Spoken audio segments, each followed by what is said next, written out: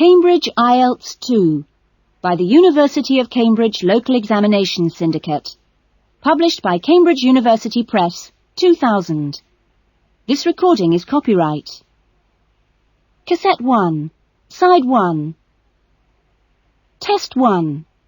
You will hear a number of different recordings and you will have to answer questions on what you hear. There will be time for you to read the instructions and questions, and you will have a chance to check your work. All the recordings will be played once only. The test is in 4 sections. Write all your answers in the listening question booklet. At the end of the test, you will be given 10 minutes to transfer your answers to an answer sheet. Now turn to Section 1.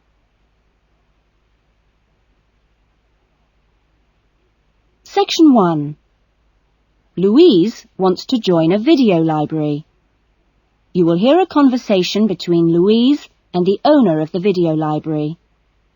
First, you have some time to look at questions 1 to 5.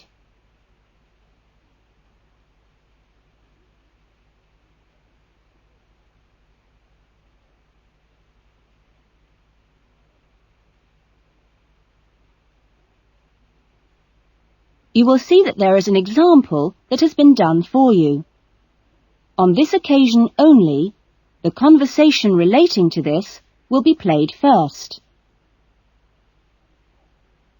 Oh, hello. I'd like to join the video library. OK, would you like to fill in the application form now? Yes, I can do it now. Hold on and I'll get a form. Now, I'll just ask you a few questions and then I'll get you to sign at the bottom. Right. What's your full name? Louise Cynthia Jones. Jones. Yes, that's right. Louise's surname is Jones, so Jones has been written on the form. Now we shall begin. You should answer the questions as you listen, because you will not hear the recording a second time. Listen carefully to the conversation and answer questions 1 to 5. Oh, hello. I'd like to join the video library. OK, would you like to fill in the application form now? Yes, I can do it now. Hold on and I'll get a form. Now, I'll just ask you a few questions and then I'll get you to sign at the bottom. Right. What's your full name? Louise Cynthia Jones. Jones. Yes, that's right. OK. And what's your address? Apartment 1, 72 Black Street, Highbridge. Black Street? That's just round the corner, isn't it? Yes.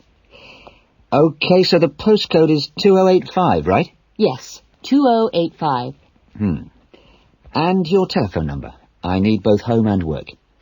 Home is 9835-6712, and work is 9456-1309. Do you need any ID or anything like that? Yes, we need your driver's license number. That is, if you have one. Yes, I know it off by heart. It's an easy one. 2020BD. Do you need to see it? Yes, I'm afraid I do. Here. Right, thanks. And could you tell me your date of birth, please? 25 July, 1977. That's the most important part out of the way, but could I just ask you a few questions for a survey we're conducting? Okay. Before the conversation continues, you have some time to look at questions 6 to 10.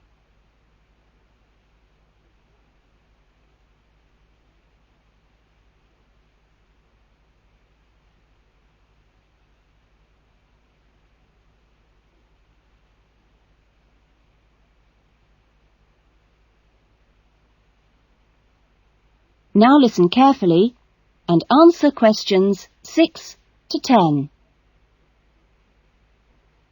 What kind of videos do you prefer to watch? Have a look at this list. Well, I love anything that makes me laugh. I just love to hear jokes and funny punchlines. I'm not very keen on westerns, although my father likes them. but I'm a real softie, so anything with a bit of a love story is good for me.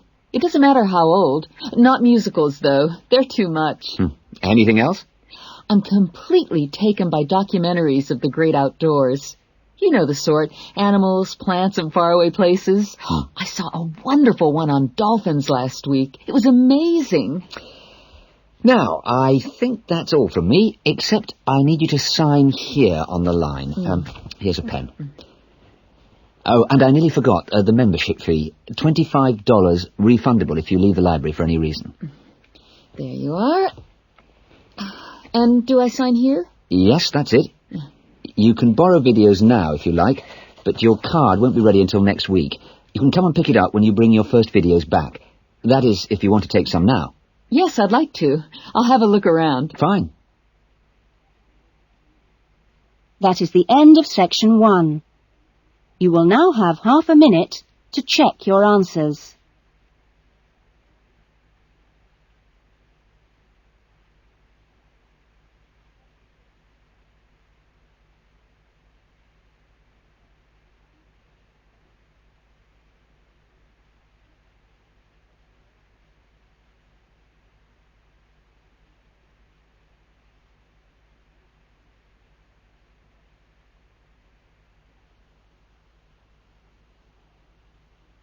Now turn to section 2.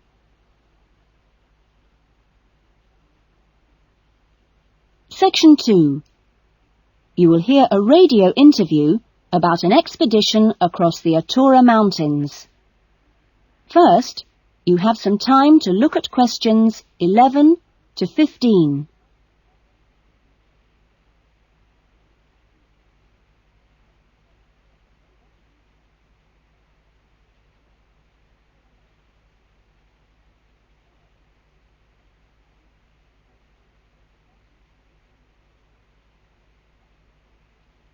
Now listen carefully to the interview and answer questions 11 to 15.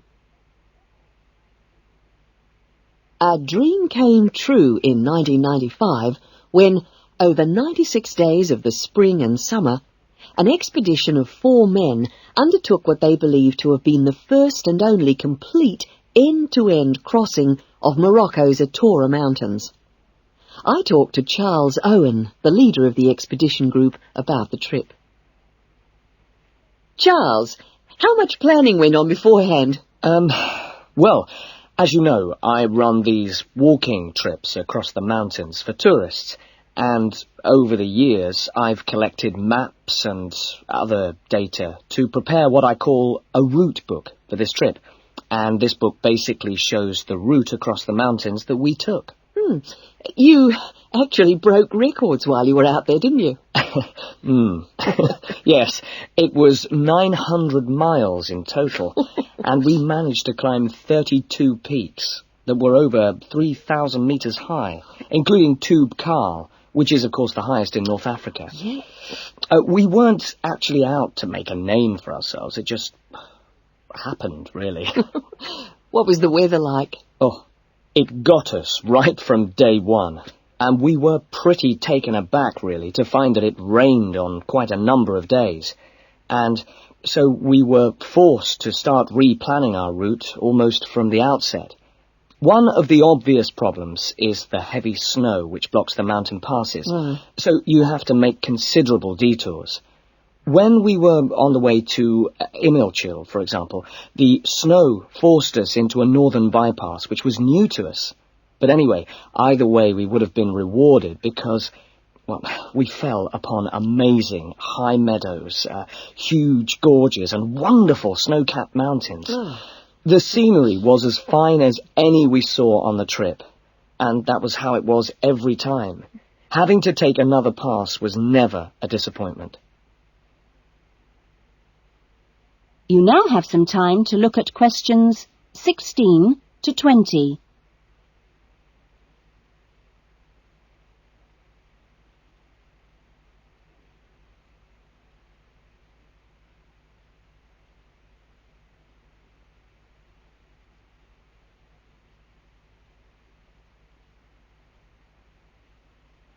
Now listen to the rest of the interview and answer questions 16 to 20. It was in many ways a social trip, wasn't it? Yes, yes. We'd arranged to meet up with friends at various points on the journey. I mean, this was actually one of the purposes of the trip. And we managed to keep all these dates. Which, well, it's amazing, really, considering the detours we made. An old friend acted as a sort of transport organizer for everyone, and the Hotel Ali in Marrakesh was a good social base. I'd really recommend it, although I can't remember who runs it. Anyway, groups of friends actually joined us for 3-week stints, and others just linked up with us. Some, whom we hadn't met before the trip at all, tagged on for short bursts, people from the area who just came along for the ride. But outside the major visitor areas like Tubkal, we only met one other group of travellers like ourselves in the whole 96 days. Were there any bad moments? Well, we took 2, I must say, long-suffering donkeys with us to help transport water and tents and things. I suppose if we were to do it all again, we'd probably hire donkeys along the way. Taza and Tamri, as we called them, after the last places in the trip, well, they made quite a unique journey between them. But it was continuously demanding for them. On both the really high summits, they took diversions that were quite out of character, and I can only assume that it must have been due to tiredness. Well, thank you. And Charles has put together a video about this journey and continues to lead groups to the Atora Mountains. So if you want further information... That is the end of section 2. You will now have half a minute to check your answers.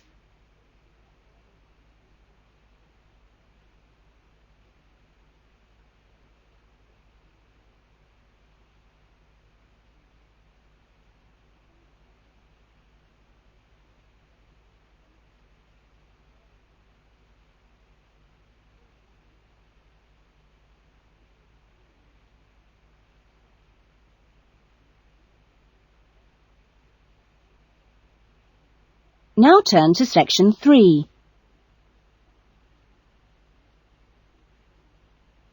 Section 3.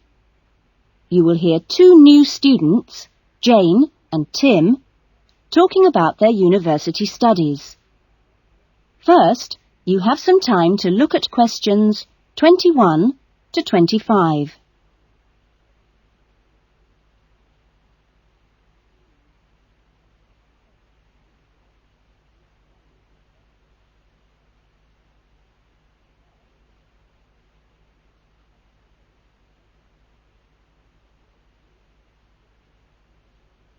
Now listen carefully to the discussion and answer questions 21 to 25. Hi, Tim. Jane. How are you? Fine. I've been wondering when I'd run into you. Have you been here long? I arrived yesterday, on Sunday. How about you? I got here a few days ago, on Saturday. No, wait a minute. What's today? Sorry, Friday, not Saturday. But we didn't have to be here till today. Yes, I know. But I wanted to get my things moved into my room and just take a look around. So, did you decide to do English in the end? No, I changed my mind and opted for history instead. Oh. And you're doing biology, if I remember correctly. Yes, although to start with, I couldn't decide between that and geography. How much reading have you got? I was given an amazingly long list of books to read. See? Wow, it does look pretty long. Well, I counted 57. I could hardly believe it. What's your list like? Well, it's not as long as yours, but it's still pretty big. There are 43. I don't know how I'm going to get through them all. Well, you don't have to read them all this week. You just have to stay ahead of the lectures and seminars. Have you got your class schedule yet? Yep, it came with a reading list. When's your first lecture? Tuesday. How about you? The day after.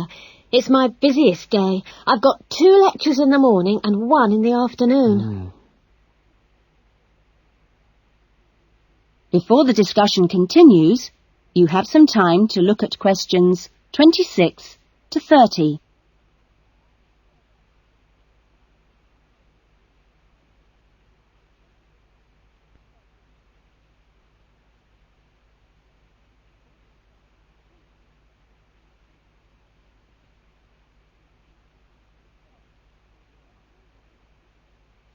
Now listen carefully and answer questions 26 to 30.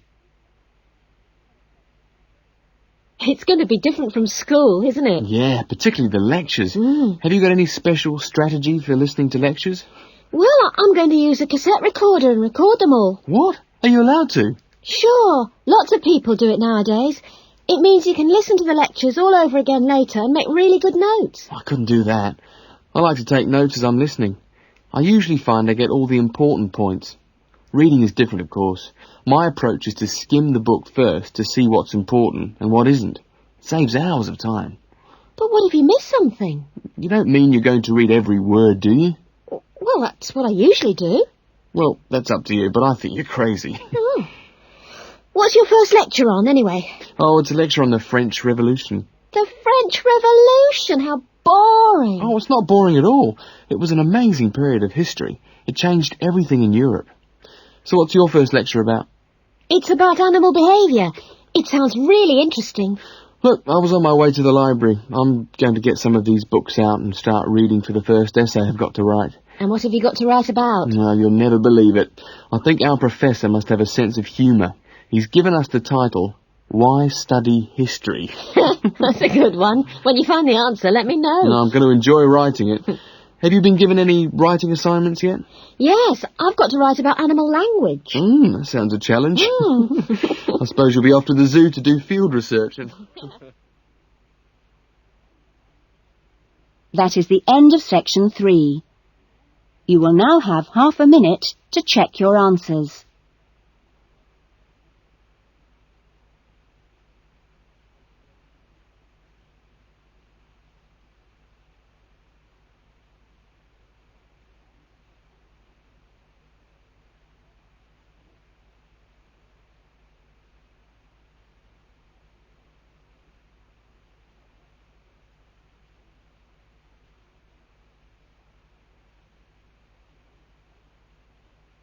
Now turn to section 4.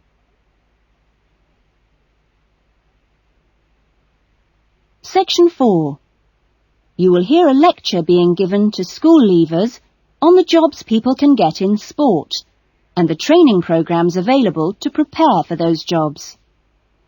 First, you have some time to look at questions 31 to 40.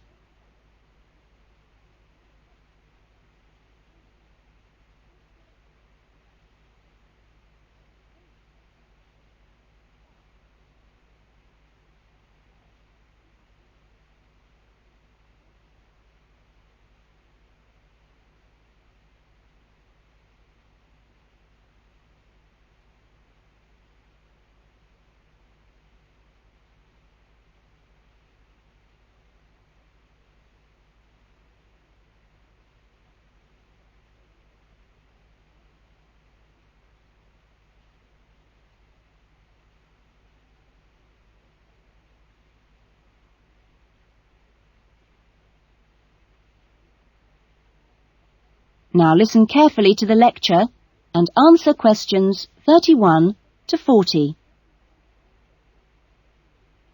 Welcome to Further Education Information Week. This is the Physical Education Faculty session, and I'm the head of the faculty. During the course of this morning, we hope to give you a clear idea of what we offer in our training programs, and we will look at the types of courses and the entry requirements, if any, for those courses.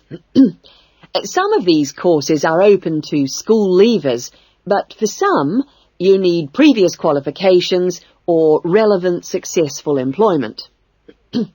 So, firstly, the Physical Fitness Instructors course is offered as a 6-month certificate course, which includes an important component of personal fitness, but there are no specific entry requirements.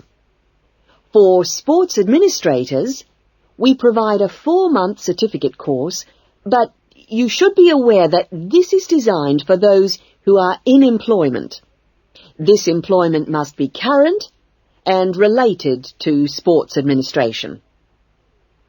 For the sports psychologist course, we offer a 1-year diploma course, but this diploma course is available only to those who already hold a degree in psychology.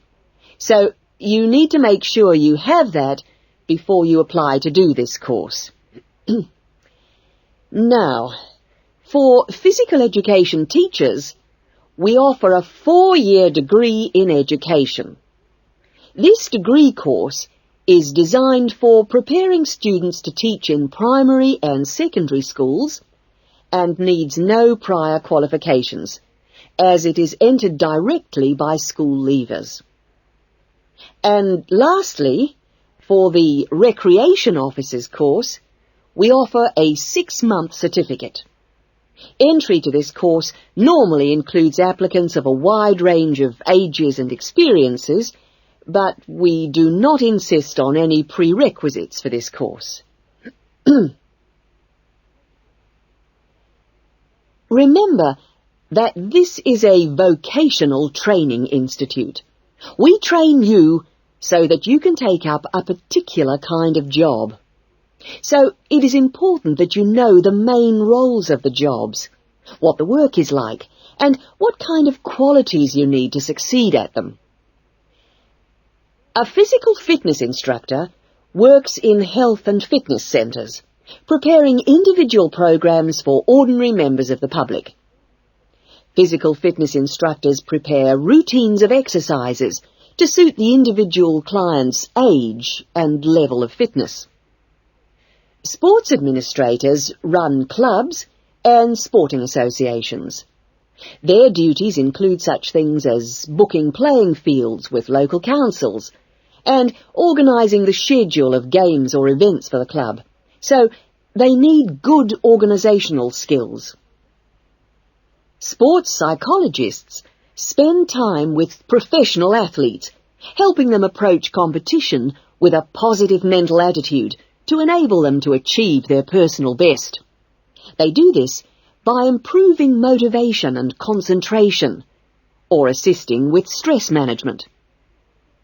Physical education, or PE teachers, instruct young students in how to exercise, play sport, and do other recreational activities correctly and safely.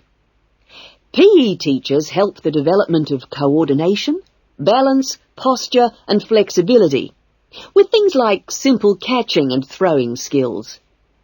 They are not expected to be experts in all sports, but must be able to show students the basic techniques involved in a wide range of activities. Recreation officers often find themselves working for local government authorities and local groups. Their aim is to raise people's awareness of healthy lifestyles and improve general fitness through arranging recreational activities for groups of all ages, from the very young to the elderly. There are many other job opportunities which our graduates can look forward to. If you're interested in any of these, then I suggest... That is the end of section 4. You will now have half a minute to check your answers.